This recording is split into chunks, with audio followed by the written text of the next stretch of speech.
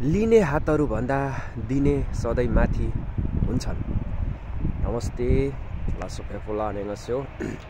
once again welcome back to my new vlog है। अनि आजको भ्लगको बारेमा तपाईहरुले टाइटल र थम्बनेल हेरेर थाहा पाइसक्नु भएको छ है।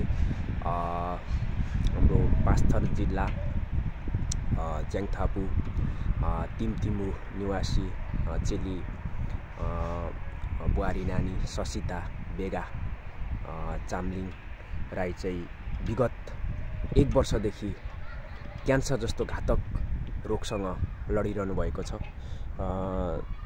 त्यसैले उहाँलाई चाहिँ अहिले बचाउ अभियान चलिरहेको छ है।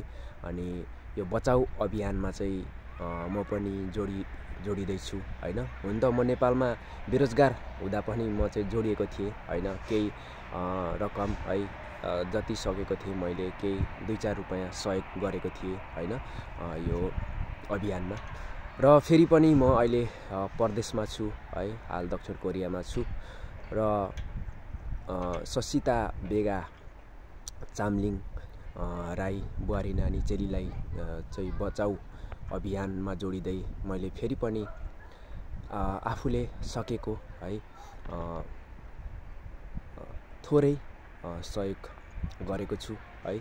अनि हजुरहरूले पनि सहयोग गरिदिनु होला, किनकि उहाँलाई अहिले बचाउने अभियान चलिरहेको छ र एकदमै घातक रोग क्यान्सरसँग लडिरहनु भएको छ हैन। हामीले गरेका राम्रो कर्म हैन, हामीले गरेको सहयोगले गर्दाखेरि एउटा कुनै चेलीको जीवन दान हुन्छ भने त्यो हामी सबैले मानव जातिले गर्नुपर्छ भन्ने कुरा हो मेरो चाहिँ है। मेरो बुझाइ चाहिँ त्यो छ।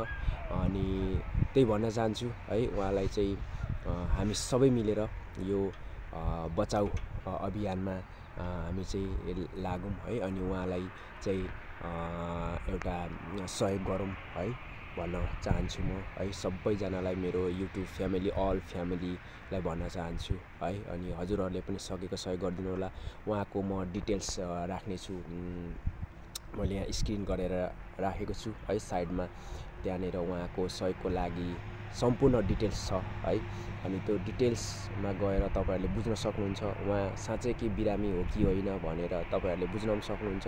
किनभने केही समय अगाडि चाहिँ नक्कली बिरामी भएर चाहिँ पैसाहरू जम्मा गरेको भन्ने कुरा पनि आएको थियो हैन। त्यो भएको कारणले गर्दाखेरि अहिले चाहिँ किन भन्दा नक्कलीहरूले गर्दाखेरि जो सक्कली बिरामी हुनुहुन्छ, साँच्चैको बिरामी हुन्छ, साँच्चैको पीडामा हुनुहुन्छ, उहाँहरूले साथ नपाउन सक्नुहुन्छ किनभने नक्कलीहरूले गर्दाखेरि हैन। त्यो भएको कारणले गर्दाखेरि मैले उहाँको डिटेल्सहरू राखिदिएको छु है फोटोमा। र तपाईहरु सबैजनाले सहयोग गरिदिनु हुन म एकदमै विनम्र अनुरोध गर्दछु है।